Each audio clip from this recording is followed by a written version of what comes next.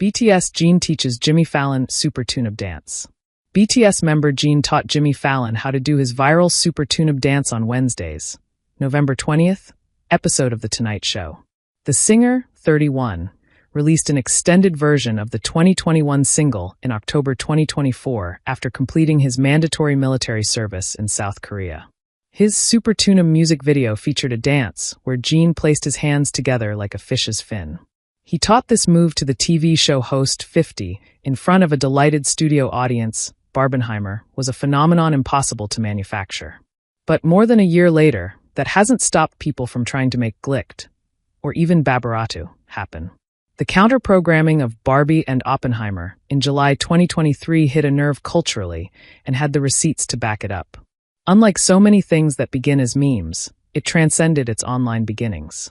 Instead of an either-or, the two movies ultimately complemented and boosted one another at the box office. And ever since, moviegoers, marketers, and meme makers have been trying to recreate that moment, searching the movie release schedule for odd mashups and sending candidates off into the social media void. Most attempts have fizzled. This weekend is perhaps the closest approximation, yet as the Broadway musical adaptation Wicked opens Friday against the chest-thumping sword-and-sandals epic Gladiator II. Two big studio releases, Universal and Paramount, with one-name titles, opposite tones and aesthetics and big blockbuster energy. It was already halfway there before the name game began. Wickiator, Gladiator, Gladwick, and even the eyebrow-raising Gladiator have all been suggested. Glict rolls off the tongue a little bit more, actor Fred Heckinger said at the New York screening of Gladiator II this week. I think we should all band around Glict.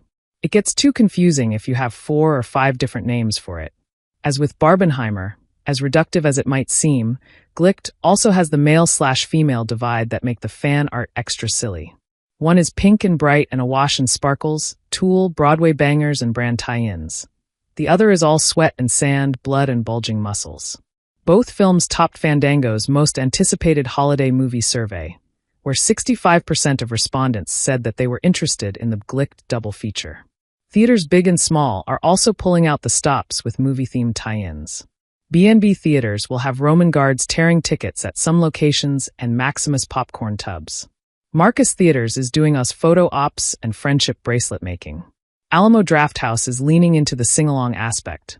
Beware though, not all theaters are embracing this, and the punny drinks like defying gravy tea. Rather than it being in competition, I think they're in conversation, Gladiator II star Paul Mescal said. This industry needs a shot in the arm. Those films gave it last year. We hope to do it this year. And the hope is that audiences will flock to theaters to be part of this moment as well.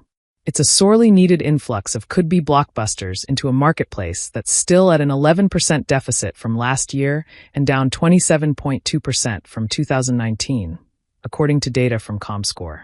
Competition is good for the marketplace. It's good for consumers, said Michael O'Leary, the president and CEO of the National Association of Theater Owners. Having two great movies coming out at the same time is simply a multiplier effect,